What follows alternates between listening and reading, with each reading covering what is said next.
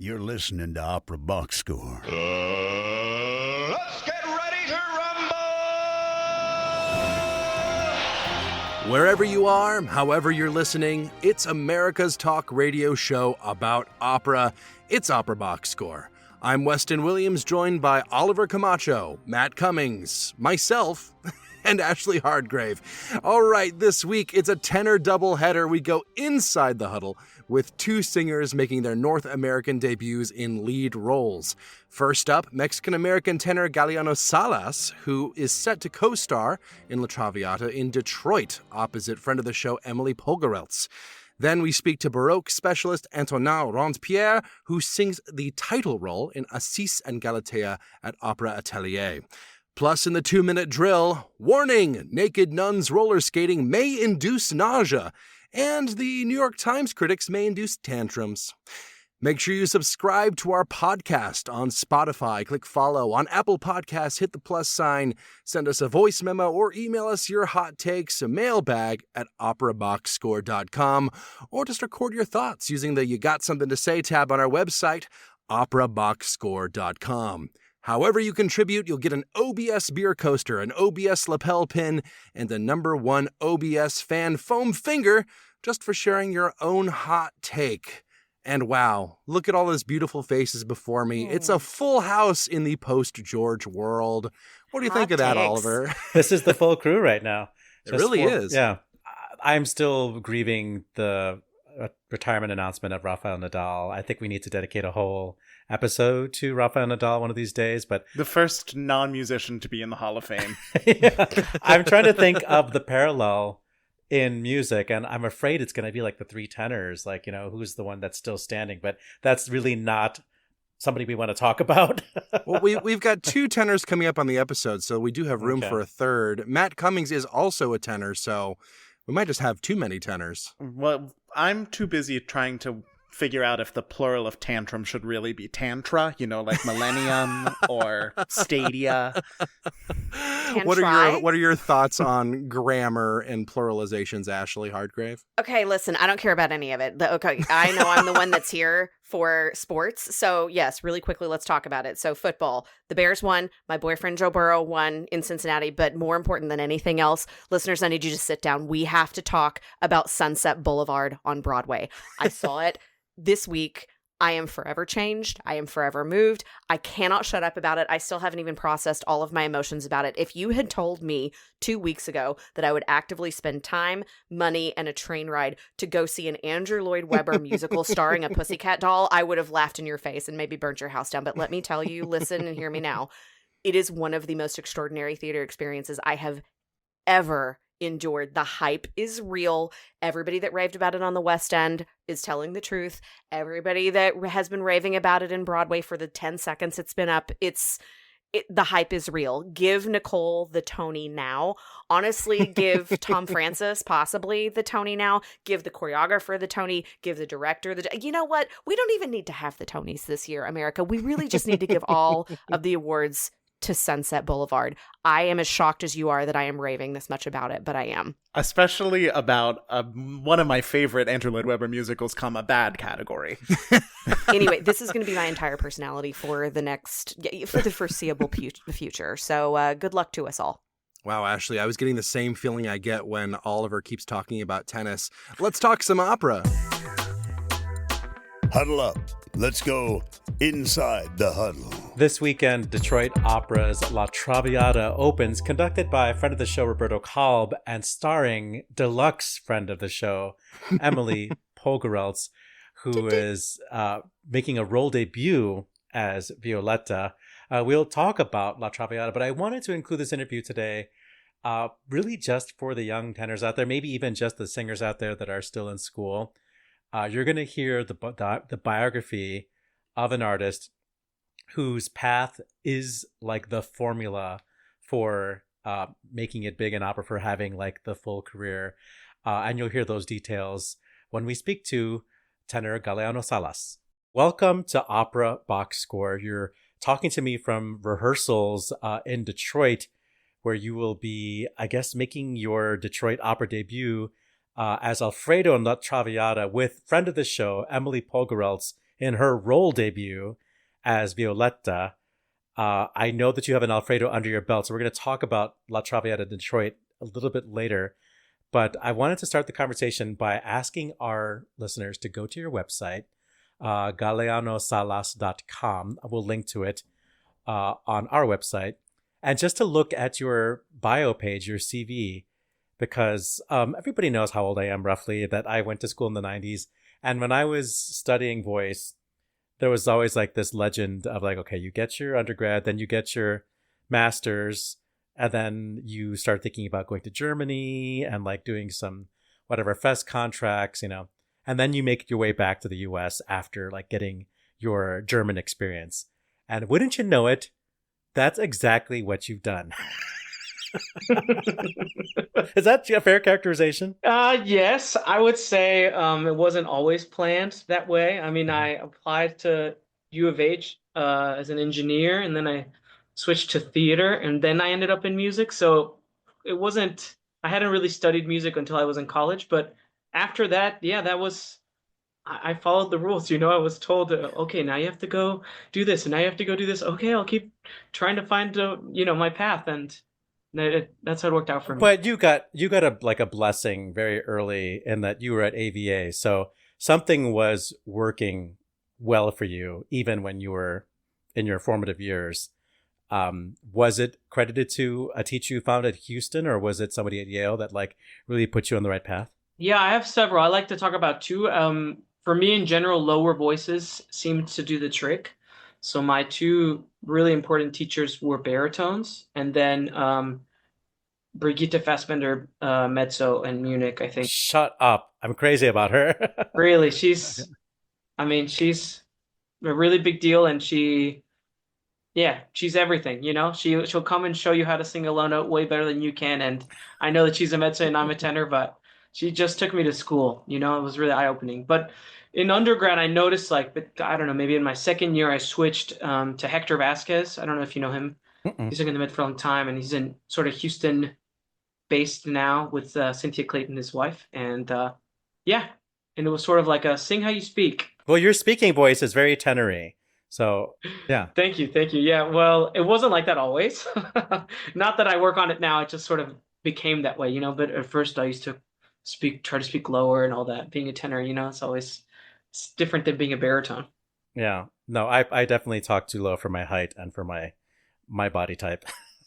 Yeah, you get used to it, and that feels comfortable too, I think it's all okay. But you ever hear Matthew Polenzani talk, by the way? Yeah. Oh, and actually, it's so loud and so in the mask. It's like, it hurts sometimes. Polenzani actually came to Yale while I was at Yale to hear me sing.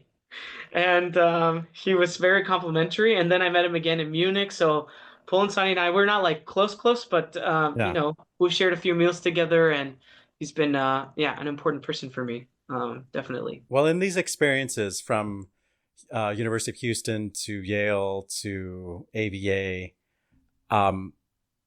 can you talk about which of those places really equipped you for what you ended up having to do when you got to Germany? I mean, I think Germany equipped me for what I had to do in Germany. Fair. But I have to say, I was really lucky to have the people that I had in my life at the time that I had them. So, I'm coming into undergrad. This person, I auditioned, and they asked me, where's your music experience? And I say, oh, well, I don't have any.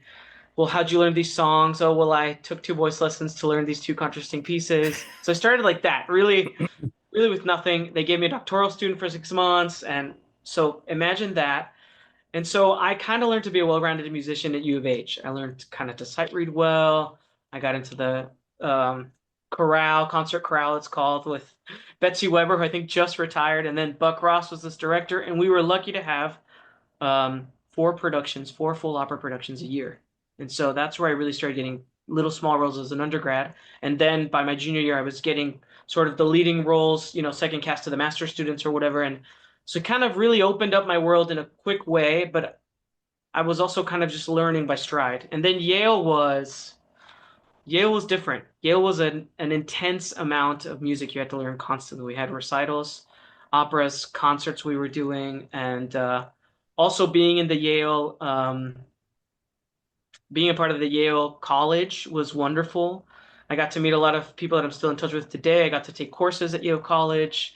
You got to mingle and learn about yourself, which was really, really nice. And then, yeah, AVA was, hardcore. It was like it was mentally challenging and it was vocally challenging. And that's where I felt like I leveled up again with Bill Stone.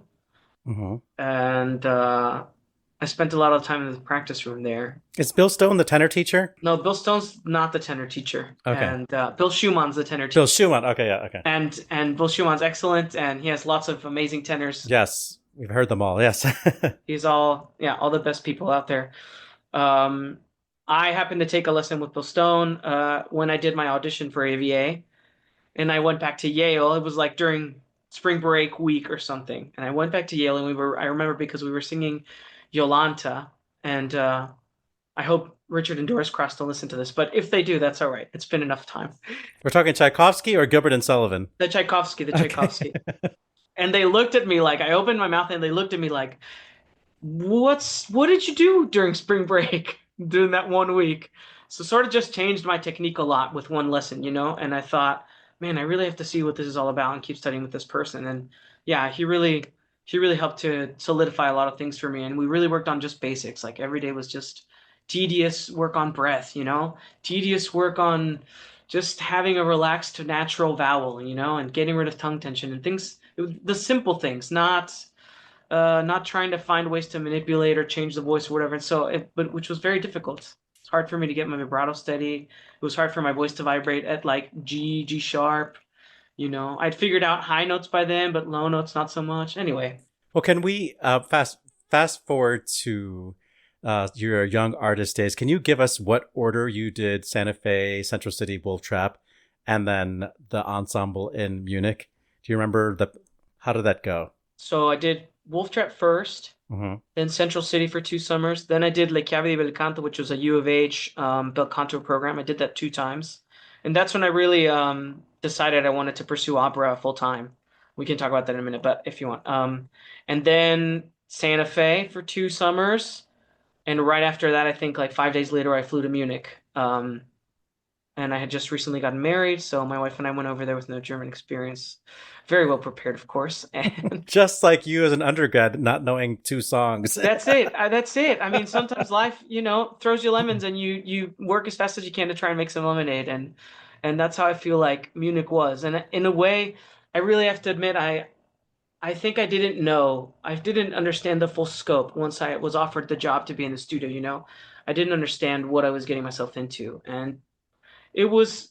Tell us, what's the surprise? Well, the surprise of being in Munich? Not like how to do your laundry or where to buy groceries. Like everybody has to struggle with that when they go to Germany. No, I mean, just like Munich is like an enormous, enormous deal, and I think many of us in the States maybe don't know that at first, and I didn't realize that. The Bavarian State Opera, I'm like, oh, wow, this is like, I know great artists are singing here, but I didn't realize like it's like the creme de la creme in a way. And so everybody sings there. Yeah, everybody sings there. Everybody sings there. And that was like its own version of school for me. Like I remember my wife and I went to every show for 3 years straight. We saw every night we were there. Sometimes we were tired, sometimes we weren't, but you kind of understood what is the reason that this person's singing on stage. And it wasn't always the voice, They have other aspects, other qualities about them as performers, as artists, and we weren't accustomed to the European style. Americans have, at least when we're in school, we have this very even resonance and range, and everything sounds really perfect. And Europeans don't do that as much, I would say. They like to, not that they can't, but they bring in a lot of the drama of the opera. And at first, the first few weeks would be like, oh, well, that person missed that high note a little bit. Did you hear that? And then like 2 months in, we were hooked and realized, oh, we're such fools. Like, this is what opera's about. It's about the expression over the beauty. Exactly. You want to feel this expression. You want to feel moved by what they sang and how they performed on stage. And so getting to see everybody and sing next to everybody that's what really taught me a lot about what the business is actually like. Well, I'm sort of want to dig into the idea of you having this very American training via AVA and Yale and your undergrad and also all of these young artist programs you've done. How did it differ from the day-to-day of the Bayerische ensemble? A lot.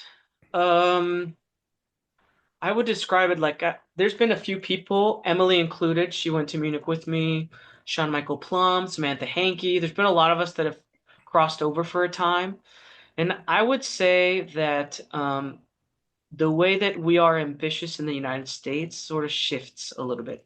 Doesn't mean that you are less busy or less critical of yourself, or it's just you're allowed to live as well. You're allowed to be an opera singer and live. It can't, yeah, it's okay. It's acceptable to be both and be fantastic at both. And yeah, and that was really a big change for me because, you're so used to hear being like, we got to go for the goal, got to go for the goal. What's next? What's next? And there it was nice. I got a chance to learn and to grow and develop, and I had sort of a safe space there in Munich, as much as you can't really go and have a bad night, but people knew me in a way, and they were helping to nurture me and move me forward into my repertoire.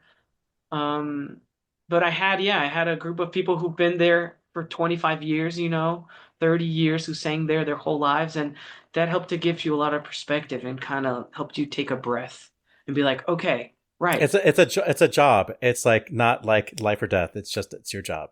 Yeah, yeah, and that has, I don't know, that sounds, I don't want that to come across as like a negative criticism. I think there's something beautiful about that being your job. It helps you so much to like, I felt like I couldn't deal with my nerves well until I was really in Munich doing it, 3 times a week, 4 times a week. I'd have a zitz in the morning and a performance in the evening, and and at the same time I'm rehearsing things. Or then when we have the Festspiel, sort of the summer season, there's a month where they just throw everything that they did in the season in 1 month. So I had like 7 operas at the same time, and I would just show up and be like, okay, hold up, let me just review which words I have to sing tonight, because there was just so much in my head going on at once, And yeah, it sort of helps to ground you, and you're like, yes, it made it normal, but in a really positive way. Like, and it helped me kind of like release a little bit as an artist, like learn to enjoy and learn to really just try and be present while I'm on stage and not just, the adrenaline all the time. Is there no shame about relying on the prompter? You know what? That really threw me off at first. I have to say I never really got used to that. But I then later I liked it. It was cool. I can say that they got me out of messes a couple times for sure, but they don't use it everywhere in Europe. Munich does, of course, and everything. But yeah, no shame. Why not? If I have to sing 7 shows this week, yeah. Some colleagues really need it, for real. They're doing a million things, I think about some of the other great artists, and they come in and they're kind of stringing things together, and they're only there for 3 days in Munich, and then we have a show. You think about, we're here in Detroit almost a month to do this. Yeah, so we need to talk about Detroit in just 1 second. Since you brought up, your colleagues in Munich, can you just tell us at least one story about somebody you met in Munich that was like, holy moly, I can't believe I'm singing this with this person? God, there's a lot of those. I got to sing with Brent Tervel. I got to sing with Gerald Finley, Jonas Kaufman, Matt Polenzani, Charlie Castronovo, Stephen Costello, Eileen Perez, Damrau Yoncheva. I don't know. That's just a dream, really.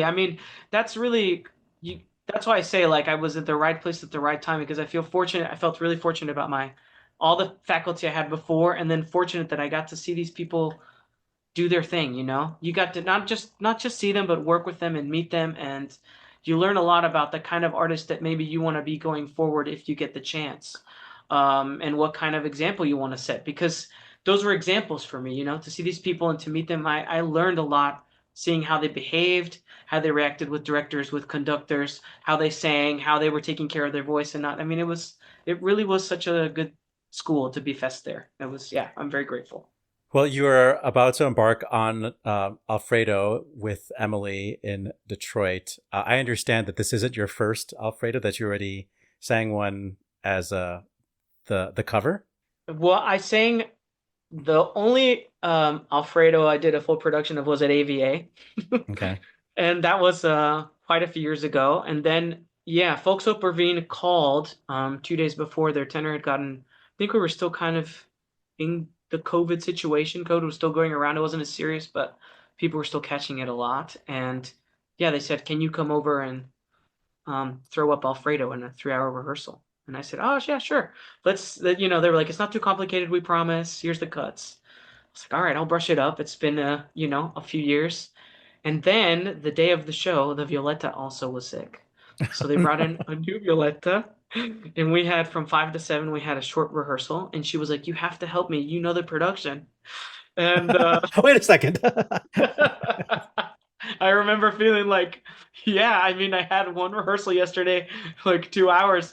I guess I know it a little bit more than you do, but Did she speak English? yeah, we spoke in Italian. Okay. And I think she might be, I'm not sure. She's Eastern European. Yeah. So, but yeah, we barely met, and then we, hugged, said great job, and everything went well, and Yeah. that was that, and I haven't touched it since. So it's been great to really do another production and to have the time and to work with Roberto and Emily, and yeah. Well, since you have a previous relationship with Emily, can you just talk about what it's been like to rehearse this and to go through this? I mean, it's her first, and she's like, her star is rising so fast. It's like, what role is she going to take on next? It's like, this to me is a surprise that she's already doing a Violetta, but I trust that Roberto hears something in her sound that's going to make it right. And of course, he's a bel canto composer. So I'm a bel canto conductor. So I know he's going to take care of both of you in this. Yeah, to speak quickly, yeah, on Roberto, I mean, that's been really great. I didn't know him before, and it feels like we've known each other for a long time. I don't know if because we're both sort of Mexican American, or we have a lot of things in common. But yeah, and we got our first rehearsal with the orchestra a couple days ago, and yeah, it's spectacular. So I'm really, really looking forward to that. And with Emily, well, she and I go way back, and she, as you know, because you know each other, is a bomb of energy. She is just always at the ready, and she's hungry always to do more and to develop. And it's been really interesting because Emily, who she is as a person, is not a Violetta. But then when she starts to do what she's doing on stage, she becomes, more regal, and she has this grace about her. And yeah, it's been really interesting to see her sort of shift between her actual personality and then into the Violetta she's trying to create. Yeah, other people fit, they come in and you think, oh, okay, yeah, Violetta, she is. The person she is already Violetta, and Emily's not. Emily's quirky and energetic and in a great way. That I think has really made the rehearsals quite a pleasure. It's been great. We have a really interesting chemistry on stage. So she's not doing like a Jeremy Strong, Kendall Roy version of Violetta, where it's like she's in character, like that's for right. a month. That's right. She breaks out. You give her a note. She's not Violetta, but then the music comes back and she'll be Violetta again. Yeah, in the moment she needs to be. But it's been really great. And we have Joshua Horowitz, who's been doing the job of setting the scenic situation that Francesca Zambella directed. And that's been a lot of fun to create. We've also, done our own thing, not just repeating what was done before. And it feels really intimate, special, and I'm excited for people in Detroit to enjoy it. As a lyric tenor, how do you reconcile the gambling scene? Like, what is your strategy for singing that ogni so da da da da that where he throws the money at her? I forget what the words are. Ogni something something. Yeah. What is your strategy for? I mean, like, I don't know if you watch the Rolando Villazón from Salzburg, or listen to like Jose Carrera sing that, but like there are ways to go really, really far in that, And then maybe you heard Juan Diego Flores sing, or maybe you heard Javier Camarena sing it. Like, what strategy do you take? I take the more aggressive approach, and we talked about it before. Like, we wanted that in there. He wants, he comes in kind of as someone that he isn't in that gambling scene. He's possessed in a way a little bit, and we feel that, at least in this production, that's what makes it most effective for the audience and for us to understand why it is that Alfredo changes so sharply, because that's the other, you've never seen this side of Alfredo, and then suddenly he comes in, And he's scary all of a sudden. Yeah, yeah. It's very scary. And yeah, I think there's betrayal going on and confusion and and the fact that he's in this high society that he doesn't maybe feel he totally belongs in. So there's that too. And yeah. Yeah. So I think, or at least I try to play it in a very sincere way, not just, I'm not going like a loose cannon, but I try to really think about what it is I'm saying and why I'm saying it, and then just say it with a lot of sincerity. And sometimes, yes, it comes a bit, aggressive and hurt, but I think it calls for the situation at the time. I have to like get up on a table too, on the gambling table, and like, toss the money, in a very theatrical style. So that's sort of, you have to also get up to those stakes as well. When you're required to do things like that, I think you can't just, sing it without that energy. Super exciting. I hope I can get down there. I'm actually at my other job. It's a very busy time, but I really want to come and support you guys for this. But I know it's going to be great. And I didn't want to cut you off, but you wanted to say, go Tigers or something? Yeah, I wanted to say go Tigers. I mean, they kicked out my Astros, but now there's no animosity. You know what I mean? Now I can only think about, I wish them that last W, so they can keep moving forward as the wild card.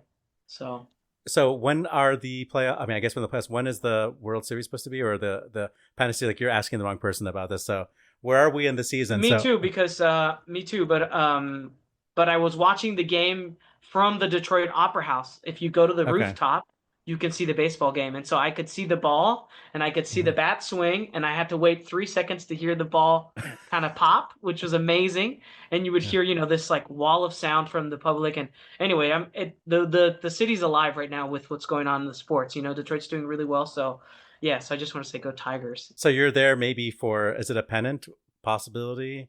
I say this is where we need other people to like. We do. Where are the other sporty people to help us out? I'll get this fact checked later on. Galeano Salas, thank you so much for being a guest on operaboxscore. My pleasure. Thanks for having me.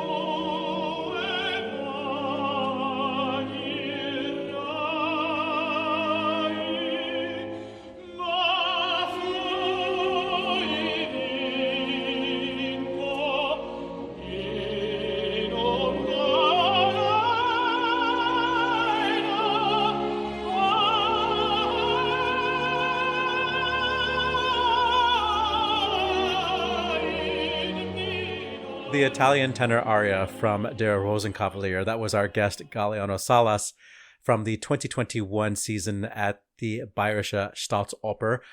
My thanks to Detroit Opera for putting us in touch with Galeano.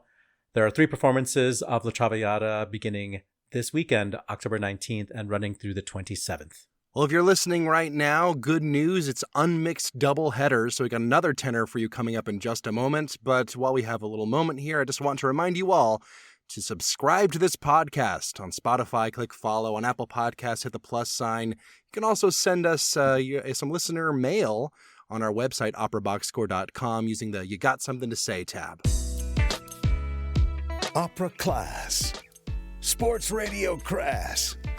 This is Opera Box Score. Our second interview today is with a young tenor who is having the career that I wish I would have had I had his beautiful voice and his nationality. It's Antonin Rondepierre, who's only 28 years old and has already performed with Pygmalion and Ensemble Correspondance and Les Talents Lyriques. He began his career at the age of 18 when he entered the Centre de Musique Baroque Versailles. And he is singing the title role of Acis and Galatea at Opera Atelier. Here's our conversation with Antonin.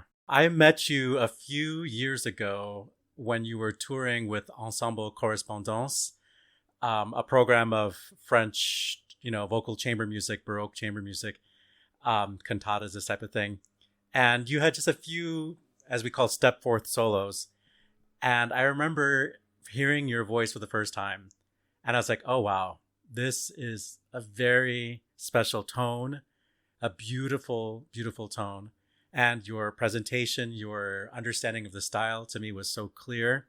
And I don't know if you remember this, but like I sort of accosted you in the hallway. Yeah, I remember. In the hallway, yeah. In Montreal, it was, I think. In Chicago. In Chicago, yes. Because I was just so excited to meet somebody who really is doing this music so in such a specific way. And in a way, I'm going to say that what you do so well is very foreign to the American audience. We don't have that much exposure to the French Baroque. There's a big company in Boston that's doing this, and every now and then we'll get somebody like Correspondance coming through Chicago or Opera Atelier coming through Chicago. But it's a style that's really not that popular here.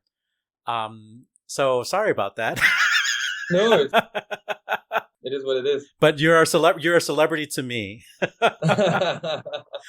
Can you relate any of your understanding of the French Baroque style to your studies at the Centre de Musique Baroque Versailles? Yes, of course. It was the Centre de Musique Baroque de Versailles was really the beginning for me of a long journey. I came in very early. I was like 18 years old when I entered this center, and it was a real discovery for me too, to discover all this style, all this, taking the time to learn how to properly sing this music and how it was maybe how it has been singing for 300 years ago. Mm-hmm. And it was a real passion that grew for 3 years, and especially with baroque conductor Olivier Schnebeli, who really was a mentor to me. He really taught me how you have to focus on the text, focus on the emotion you want to transmit, and not just do the music beautifully, And we read a lot of treaties. We read a lot of ornamentation treaty with Fabien Armango. We had a lot of coachings with lutes, theorbs, harpsichords. So a lot of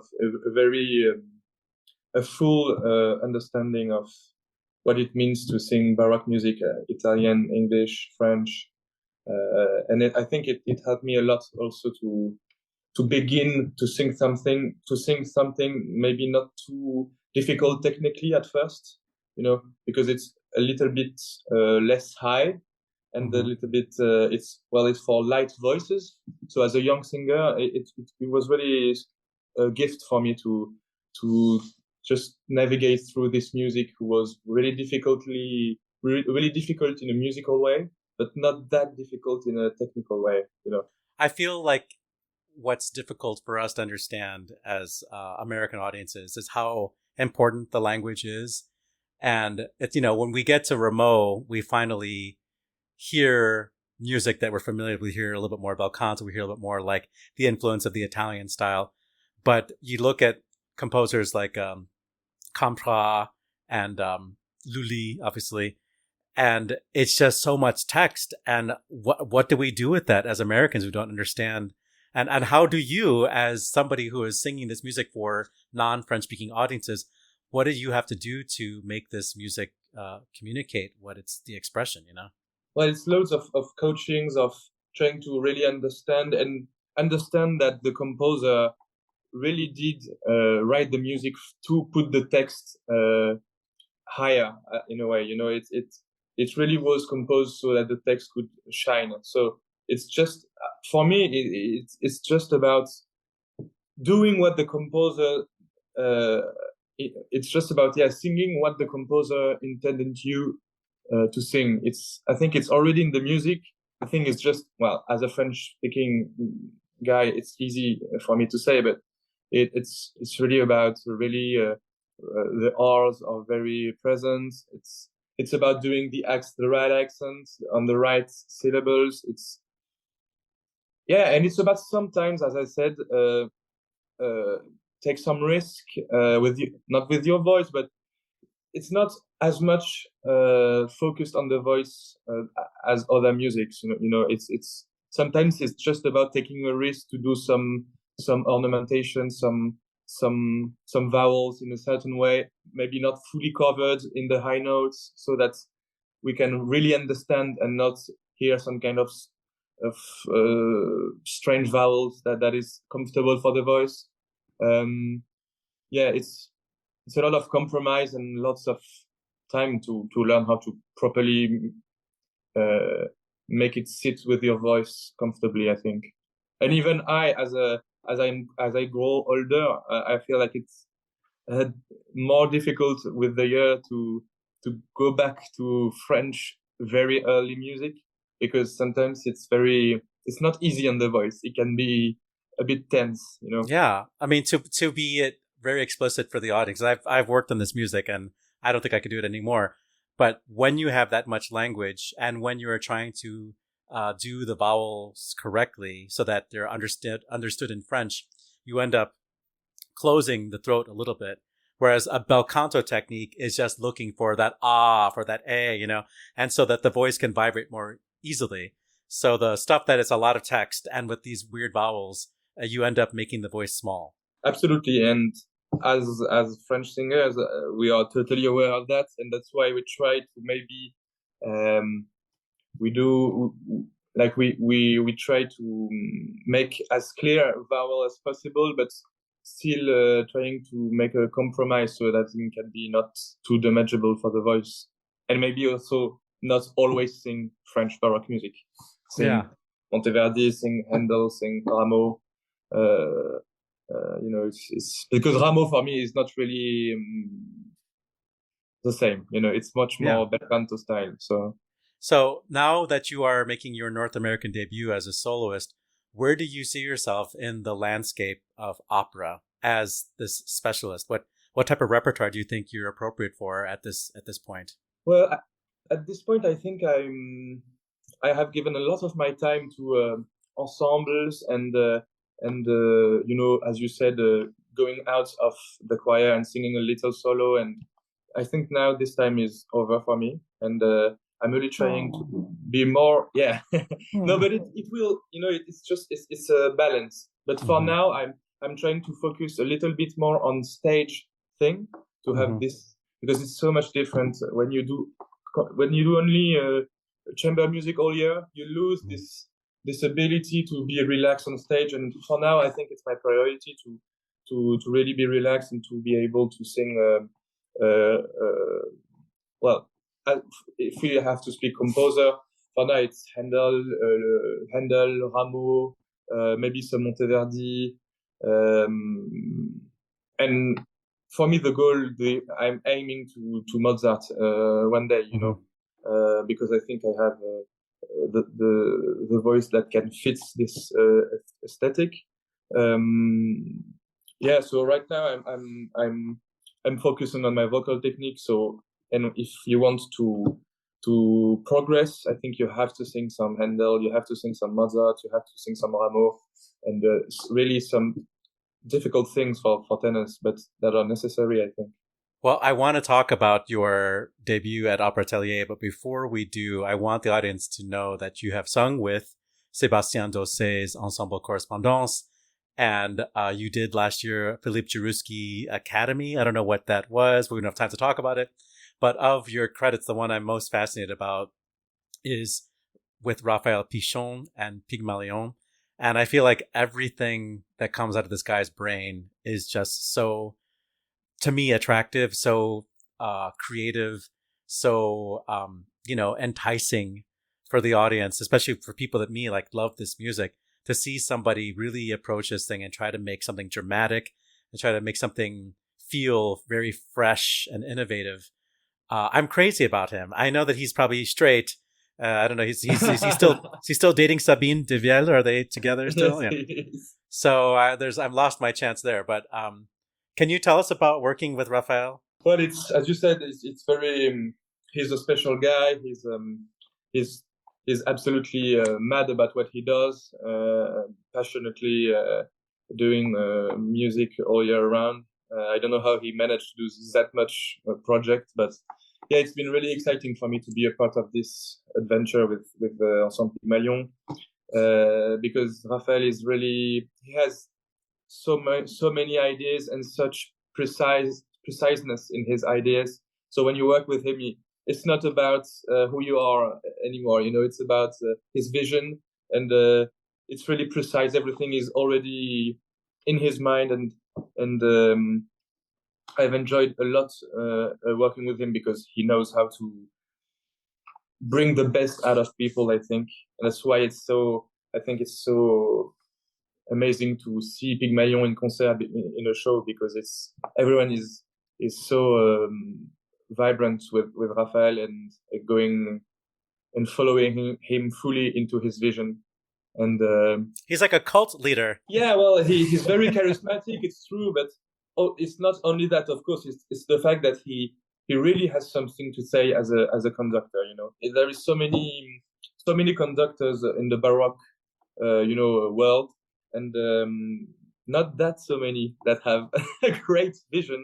And I think like Raphael really is one of those that is doing this job because he could not do anything else. I think it's very, for me it's a real honor to work with them, and he knows, he's so good that he attracts good people, and so when you work with him, you know that the stage director is going to be amazing, the orchestra will be amazing, your colleagues will be amazing. So it's always it's always a pleasure to go here, but it goes with a little bit of pressure sometimes because he does not let go easily.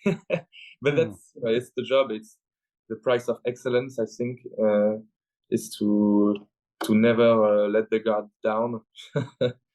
But yeah, it's been one hell of a ride, and I'm working with him again this year. We'll do a special project by I think it is called The Greek Passion by Martinou. That will be in Bordeaux, and this will be a very nice project, I hope. It's non-baroque. Yeah, it's not baroque. Whoa. Now, as I said, my goal this year is to, open possibilities. Yeah. Got to get you to Mozart. Well, right now we're in Handel, and you are speaking to me from Toronto, where you're in rehearsals for the remounting of the Opera Atelier production of Acis and Galatea. You're singing Acis with Megan Lindsay. I've seen Megan perform many times. She's incredible. She's so, she obviously knows what Marshall and Jeanette at Opera Atelier are looking for, so she does it so well. She's so elegant, and the tone quality is just so, you don't expect a Baroque singer to have so much, height in the vowel, It's really, really so gorgeous. So, can you tell us what your experience has been like over there at Opera Atelier, and are you ready to put on the tights? Yeah. Well, yeah. It's a part of Opera Atelier production, the tights. It's No, it's been a blast for me so far. It's like a dream. I'm here in foreign cities doing a huge role with, as you said, such amazing colleague. Megan has such a beautiful voice, but also Douglas Williams and Blaise they are amazing colleagues. And as you said, it's like Baroque music can be sang in a lot of different ways, and I feel like here what we are proposing, it's a very healthy voice way. So I love what we are doing. Of course, there is Marshall and Jeanette who are so precise about what they want. It's very interesting to work with them because I feel like I'm a dancer and doing very special gesture, and I feel like I'm used to doing much more modern staging, and it's good also, but sometimes you lack a little bit of the basic how to stand on stage, and I feel like with them we're very everything is taken care of. You have no doubt about how you're supposed to stand, how you're supposed to be, how you're supposed to put your hand in front of you, and that is very reassuring, I think, for me as a young singer, to just be sure of where I'm going on stage, and yeah, it's been really interesting to work with them. Well, I've seen rehearsal footage, maybe even of this show from an older production, but it's like timed. It's like your walking is timed. Yeah, there is not 1 minute without Marshall clapping or saying go, go, go. And that can be a bit stressful sometimes, but it's what's keeping Marshall has so much energy. I don't know how he does that, but he's the full day he's just again and again and again. And I think for us it's well, I mean, at least for me, it's very interesting to work with him, to go really deep on his vision of dancers, singers that are dancers, so that I can just take what I like. When I will go on another production, I take what I think can be taken, and it can help me grow as someone who is on stage. And that I think is very interesting. I think working like this, it gives you a vocabulary for movement that you might go to another production where the stage director doesn't know how to direct singers, and like you can direct yourself when you have some of these skills. Yeah, absolutely. There are so many, as you said, there's a lot of directors in opera that are very new with directing singers, and that that they don't always know. A lot of them knows, but they don't always know how to direct singers, and I feel like it's a really good way to have your own vocabulary to propose. And if they don't like what you do, they can say and we change it. But at least I have something to bring with me, And I think I do that from production to production, and at the end I have this cocktail of vocabulary of a lot of directors, Is it safe to say that at Centre de Musique Baroque Versailles you were not doing staged productions? We did a few, but it was very focused on the baroque gesture. So it was really codified. It was about 17th century gesture, like very. If you lift your finger, it means the people. If you things like that, the power of, I don't know. It was not. We didn't learn how to just, for example, stand on stage.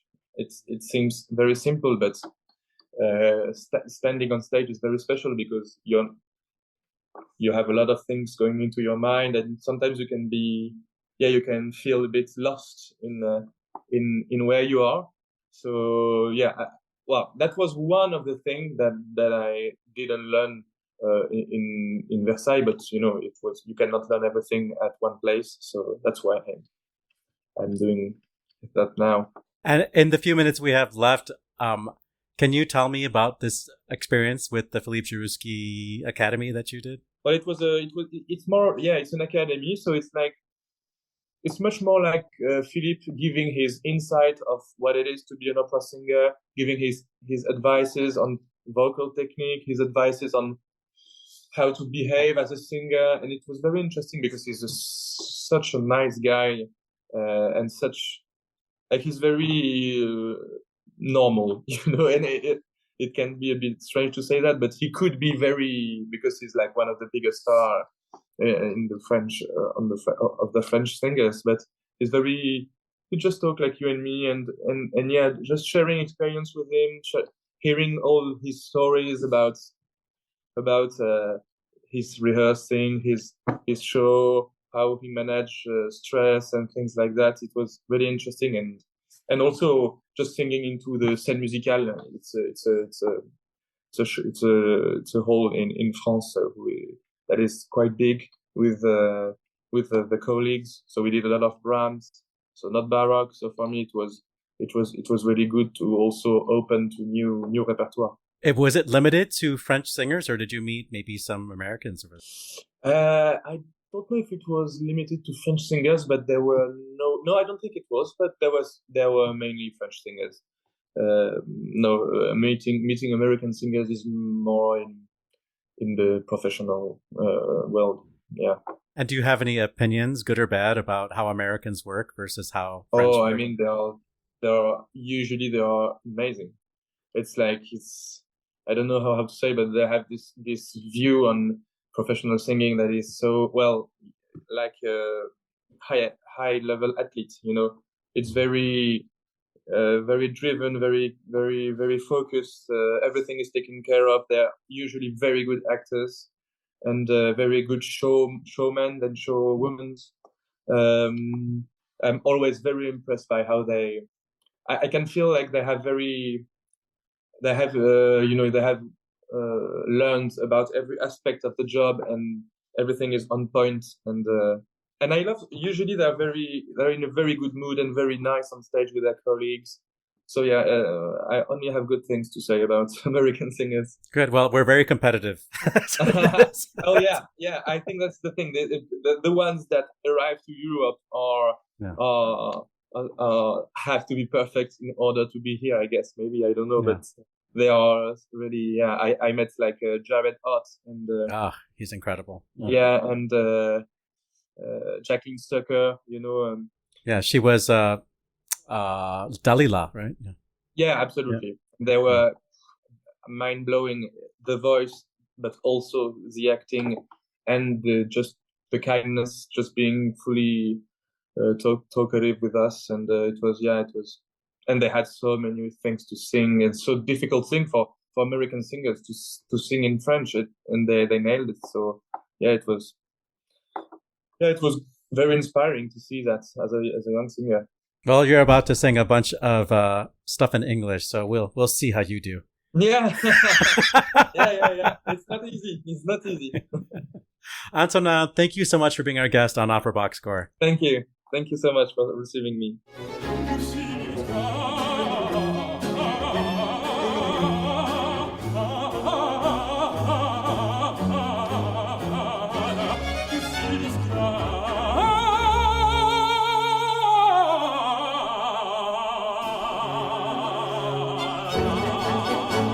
Antonin's performance at the 2023 Cesti competition, singing an aria by Antonio Caldara, Tal Se Gemma.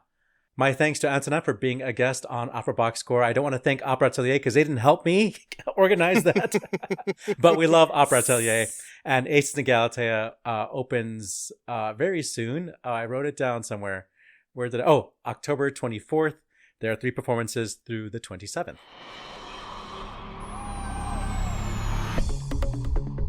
This just in, the 2-minute drill. All right, listen up. Here's everything you need to know about what happened in Operaland this week. 18 theatergoers at Stuttgart's State Opera required medical treatment for severe nausea over the weekend after watching a performance that included live piercing, unsimulated intimate acts, and copious amounts of fake and real blood. Sancta, a work by choreographer Florentina Holzinger, is based on Hindemith's 1922 opera Sancta Susanna. Medical attention does not appear to have done any commercial harm to the production. All remaining shows at Stuttgart, as well as performances at Berlin's Volksbühne, are sold out. Peter Gelb has fired back at the New York Times pan of Grounded, saying he believes some critics wish the Met were producing certain music that they personally champion, such as, quote, the operas of Elliott Carter, or pieces that I don't believe would have popular success. I think that there's and I don't know if this is conscious or subconscious effort on their part, but I do believe that anything that they think smacks of accessibility, there is something inherently wrong with, and that's what I think is so screwed up about this situation. Opera Saratoga is workshopping a new opera, The Other Side of Silence, written, quote, by and for people who use augmentative and alternative communication tools to speak. Librettist Mark Steidl said, this opera represents my gender identity and the importance of intersectionality between gender dysphoria and ableism. As somebody who is often misgendered, I co-wrote this opera as a testimonial to and in solidarity with individuals who are misunderstood. The workshop of The Other Side of Sounds for synthetic and acoustic voices by librettist Mark Steidl and Catherine Scovira and composer Robert Whelan was performed on October 16th. This year's China Now Music Festival, Composing the Future, is living up to its name. The composer will include an AI suite composed completely by artificial intelligence, as well as pieces that experimentally incorporate the technology. Quote, AI can efficiently discover deep patterns in notes, melodies, and harmonies through self-supervised learning, said Li Xiaobing, director of the Department of Music Information Technology at the Central Conservatory. It can even create entirely new artistic works akin to human creativity. Cool.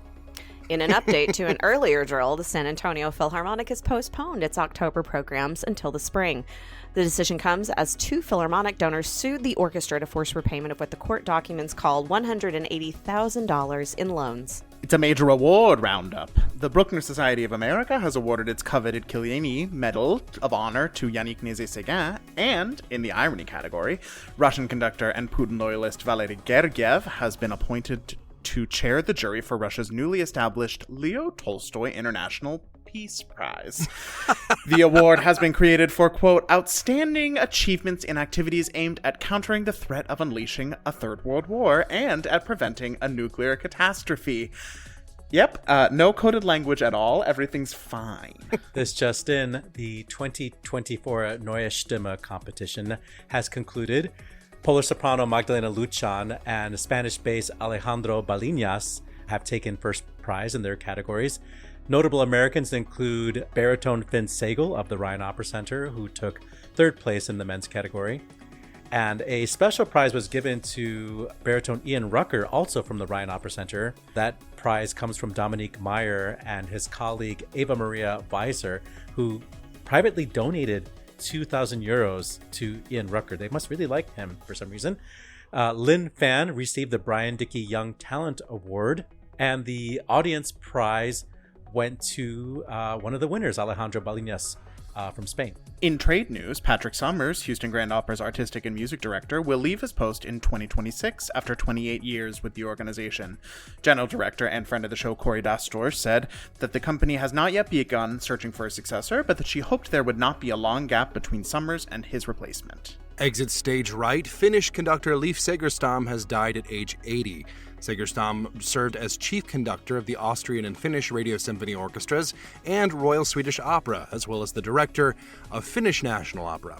In 2004, he was awarded the Finnish State Prize for Music and also was presented with the Sibelius Medal the following year. American baritone Dominic Kosa has died at age 89. Kosa performed more than 100 times at the Metropolitan Opera in the 70s in operas such as Pagliacci, Barber of Seville, Manon Lescaut, Werther, La Bohème, Romeo and Juliet, Don Giovanni, Faust, The Queen of Spades, and La Traviata. Kosa was also inducted into the Hall of Fame for Great American Singers at the Academy of Vocal Arts in Philadelphia. And on this day, October 14th, in 1628, it was the first performance of Marco da Galeano and Jacopo Peri's La Flora in Florence. Antonio Salieri's Palmira Regina di Persia premiered in Vienna in 1795. In 1856, Jacques Offenbach's La Bonne d'Enfant premiered in Paris. In 1859, Francisco Barbieri's Entre mi mujer y el negro premiered in Madrid.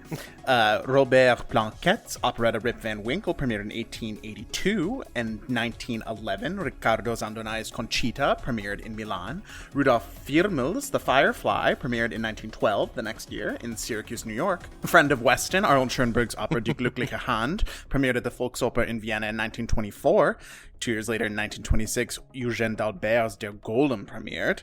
Alexander von Zemlinsky's Der Kreidekreis premiered in 1933 in Zurich. And in 1971, it was the premiere of Dominic Argento's Postcards from Morocco at what is now Minnesota Opera. On this day, birthdays include German operetta composer Franz Anton Dimmler, born this day in 1753, composer of Der Kreidekreis Alexander von Zemlinsky, that's the only thing he's known for, born in 1871.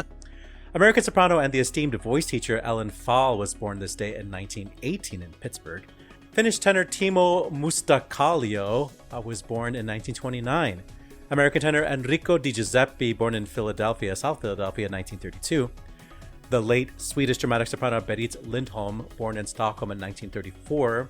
The late Belgian soprano Hilde de Groot, born this day in 1940. And on this day, October 14th in 1952, it was the birth of the late Finnish composer Kaija Saariaho in Helsinki. And that's your 2-minute drill.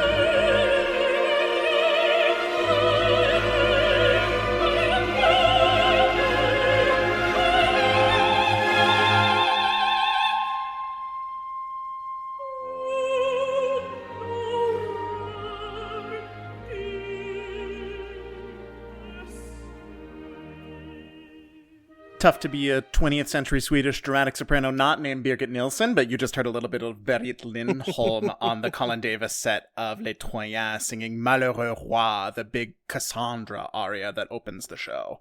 And quite a voice on that one. She was like a mainstay in Bayreuth and across Europe, but definitely overshadowed by some of her compatriots, unfortunately. But did she perform in any shows that require the audience to have medical attention? That is my question.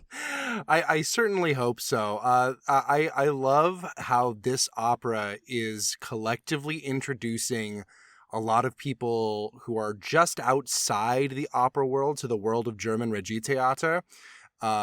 Because this has gone viral in a lot of sort of opera adjacent spaces, but that don't usually cross over into the opera realm. This production, there is a trailer on YouTube that I'm shocked has not been taken down. There is nudity, there is blood. If you are a particularly Catholic person, you might not enjoy the imagery. I'll leave it at that. This is... But not the first time that stuff has shown up in a Regietheater production in Germany. I'm kind of surprised that the audiences in Stuttgart can't hang. Yeah, I mean, I obviously the big new stuff is that there's actual blood on stage, there's actual sex going on. Piercing! Live piercing, which is, you know, I mean, I just saw The Substance last week, so I'm primed for it. But whereas I still wince when they pierce her ears in The Parent Trap. So right, but like if you're doing it on stage in a multi-show run, you're gonna run out of room. Now that's a good point. Ashley, you found a really great quote from the choreographer responsible for this production, which yes, would you like me to kick that off for us? Absolutely, please do. So this fabulous Austrian choreographer Holzinger, her quote for The Guardian earlier this year when talking about this production was, "Good technique in dance to me is not just someone who can do a perfect tendu, but also someone who can urinate on cue." Do we need to start adding that under special skills on our resumes? I love how positively Susian of her. Yeah, it's honestly, if I were in Stuttgart, I would go see it because I'm a sicko. But I am, you know, I love that you can have productions like this that are sold out in Germany. In the meantime, we're getting all hot and bothered because apparently Janine Tesori might be a little bit spicy for some folks here in the U.S. There's our transition. Peter Gelb's throwing down with Zachary Wolf. He is not having it. But it really, this quote reads to me more like he's throwing down with like Weston, because Zachary Wolf is not necessarily like a musique concrète big fan. I know that that's not the right person. Don't come for me, Weston. Yeah, I mean, there's a good opera called Orpheus 53. That's a musique concrète opera that's actually really great, and I really want to see it. I don't think anyone on this side of the Atlantic is ever going to do it. This whole controversy feels vaguely manufactured to me. Yes. It was released, I believe, via the New York Post, so obviously grain of salt there. But the rumor that has been spiraling on the tabloids is that Peter Gelb is not very pleased with the tickets selling for Grounded, and is the kind of across the board lukewarm reception to the premiere as well. Yeah. Of course, Ashley is our resident expert who's actually seen it, albeit the 40-minute longer version. Yeah, I mean, that's what's kind of wild to me about this is, you know, the production I saw was pretty extraordinary. And I had mentioned a little bit of this before we went to air. You know, Tesori in so many ways kind of has the deck stacked against her because she's coming in as a female composer who has made her, you know, sort of notoriety, in the commercially successful musical theater space. Yeah. So I think, you know, there are a lot of people who kind of live on our side of the table who were ready to be hypercritical of anything that she was going to put out into the opera world. But as somebody who's seen this, I'll tell you, you know, modern opera isn't necessarily always lyrical. There's sometimes just atonality for atonality's sake. I didn't get that much from this. The times when things were really sort of jarring and surprising and not lyrical and not tonal were in moments of true tense emotion. So unless there's been some sort of huge score changes, or maybe the stuff they cut, those 40 minutes was like all the melodic stuff, who knows? But I am a little surprised to see the lukewarm reception it's gotten based on what I saw last fall. And just looking at the production images and from what you said about the production, I get the feeling that this show is going to have a stronger impact in the theaters than it might have in the house, like in the movie theaters. Because, agreed. There's going to be a lot of visual stuff that will be, I think, really cool for, people don't think of the Met as a house that does shows that have this much technology in them. And I think that this scandal, this bad PR is actually meant to be good PR, because no such thing as bad PR, Oliver. Because it only pushes away fans of the operas of Elliott Carter. Yes, because the HD is one opera. The HD of this show is this Saturday. If you didn't know, the timing is good. Go see it, see for yourself. Let us know. Help Pete out. He needs it. Apparently. And if you don't like it, send a letter to Peter Gubb asking for your money back. Yeah, personally, he'll love it. Yeah.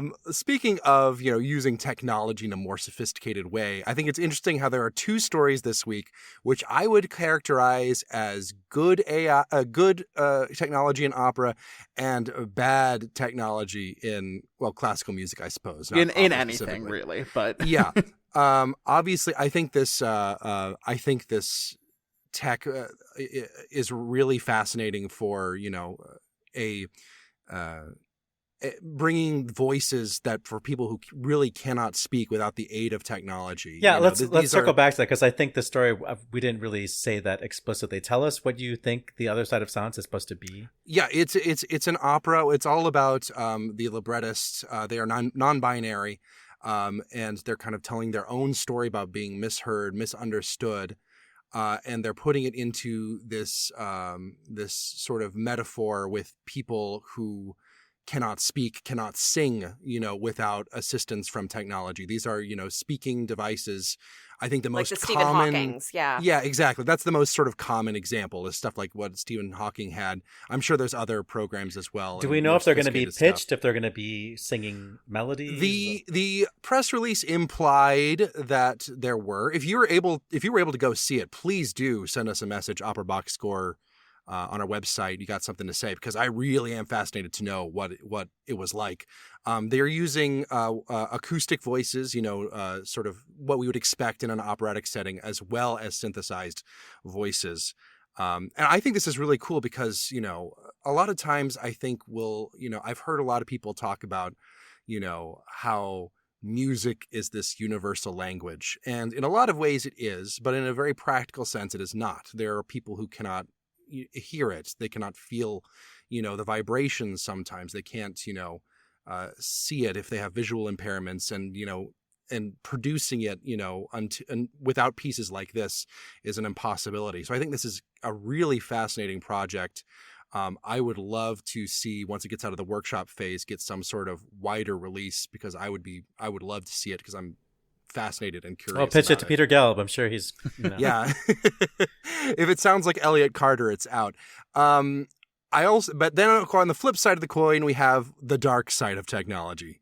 So we have this upcoming concert. It is experimental. It is based in a music technology department of a university in China. And who doesn't want this gimmick these days? You can't turn around without having generative AI thrown in your face. Rehashing everything that's ever been written into the internet and claiming that it's new and creative. Yeah, exactly. I mean, the uncles that are yelling about things coming and taking our jobs, it's this is what's going to be taking our jobs. In terms of, taking our jobs, sure, it's a possibility. I think that we here in the classical music world, because we, more than any other art form, insist on a certain degree, not exclusively, but a certain degree of acoustics. Someone has to be singing. Humanity. Part of the appeal is these clunky old, not necessarily old, but instruments that could have been built 100 years ago is part of the appeal. Now, I don't begrudge anyone, using electronic instruments. Obviously, I am still on brand, and weird vocal effects are also, I think, fair game. But I do think that we have an opportunity here to really kind of draw a line at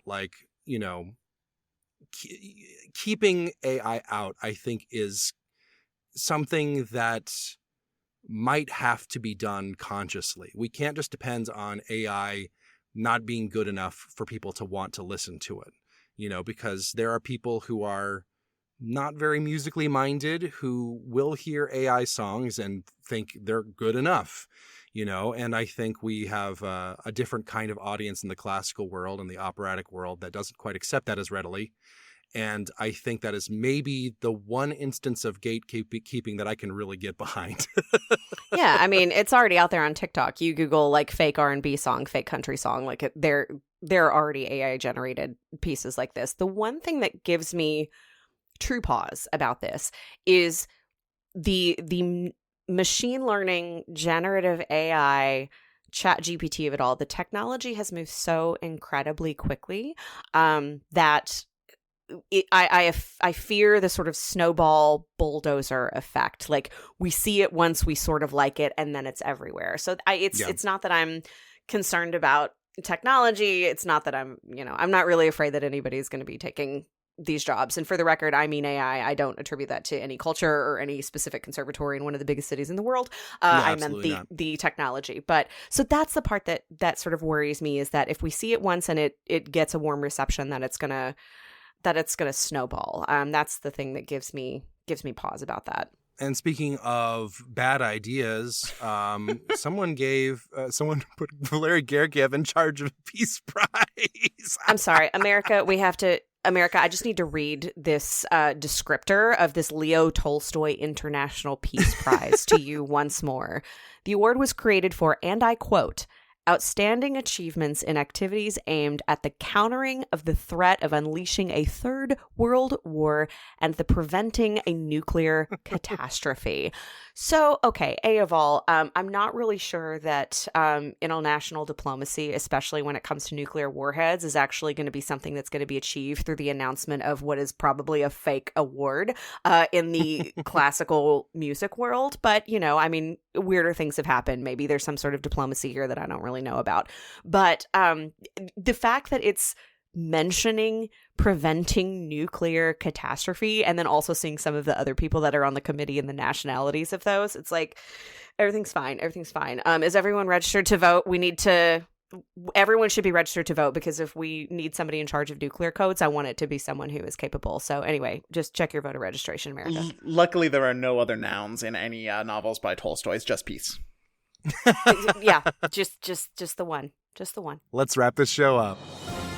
Good call. Bad call. On Opera Box Score. Good call, bad call. Let's end this show. Oliver Camacho. This week, friend of the show, Arya Nussbaum-Cohen, makes his debut with the Chicago Symphony Orchestra, singing Handel arias and duets with friend of the show, Amanda Forsyth, and also as the alto soloist in Mozart's Coronation Mass. If you're in Chicago, check it out. I'll be giving the pre-concert talk an hour before the performance. Matt Cummings. Check out our website or show notes to read the absolute best artist profile that has ever been written, which is a BBC article about Bridget, the Chihuahua, who is playing a dog dressed up as a cat in the Scottish opera production of Don Pasquale. The article you might think is only one paragraph, and then you will continue to scroll and find that it is extremely comprehensive, and I could not stop laughing the entire time. She has the range. Ashley Hardgrave. Okay, America, two things. Number one, listen, we have 3 weeks to go until the election. I'm not kidding. Are you registered to vote? Check your voter registration. Even if you voted before, double check your voter registration, because sometimes those things get altered. So have I made my point? Check your voter registration. Number two, Sunset Boulevard. I'm not going to stop talking about it. Okay, listen, it is the goodest of all calls in the history of all good calls. I am not going to shut up about it. This is going to be my entire personality, at least until December. That is it for this week's edition of America's Talk Radio show about opera. Make sure you subscribe to the show wherever you get your podcasts. Get your voice heard and find links to stuff we've talked about at our website, operaboxscore.com. And that's also where you can put your money where our mouths are. Give back to the OBS using the Support the Team tab. Your announcer is Norm Waddell, your creative consultant is Oliver Camacho, and your audio editor is me. The executive producer of the OBS is George Cedarquist. For co-hosts Matt Cummings and Ashley Hardgrave with guests Galeano Salas and Antonin Rondepierre, I'm Weston Williams asking you to continue the conversation about opera as you counter the threat of nuclear catastrophe.